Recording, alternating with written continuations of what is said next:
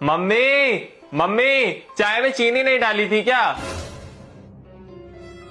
तो सुना किसको रहे हो? चाय में चीनी नहीं पड़ी? अगर चीनी नहीं पड़ी डाल लो आके। तुम्हारे पास कोई काम धंधा तो है नहीं है, बैठे बैठे नुस्ख निकालते रहना। अरे सुबह शाम तक नौकरानी जैसे जुटे रहते वो नहीं किसी को दिखाई पड़ता है, लेकिन चाय में चीनी कम पड़ गई ना, जाओ बाहर जाके ढूंढेरा पीट दे कि आज मेरी मम्मी ने चाय में चीनी नहीं डाली है। अरे 22 साल हो गए तुम्हारे बाप को खाना बना बना के खिलाते हुए, उस इंसान ने कभी तारीफ नहीं करी। तुम लोग क्या मेरी तारीफ करोगे? तुम्हारे अंदर भी तो उसी इंसान के अनुवांशिक गुण है, वही कीड़ा कुछ बुझा रहा है। जाओ बाहर चिल्लाओ जाके मेरी मम्मी ने आज चाय में चीनी नहीं डाली है। शादी से पहले हमारी चाय की दुनिया दीवानी थी। बाहर के लोग आके हमारे घर में कहते थे दीदी तुम्हारी चाय अमृत के समान है, लेकिन तुम लोगों ने शादी के बाद हमारी रेड़ पीट के धर दी। मम्मी अब की बार जब आना ना तो वहां से चीनी भी लेती आना।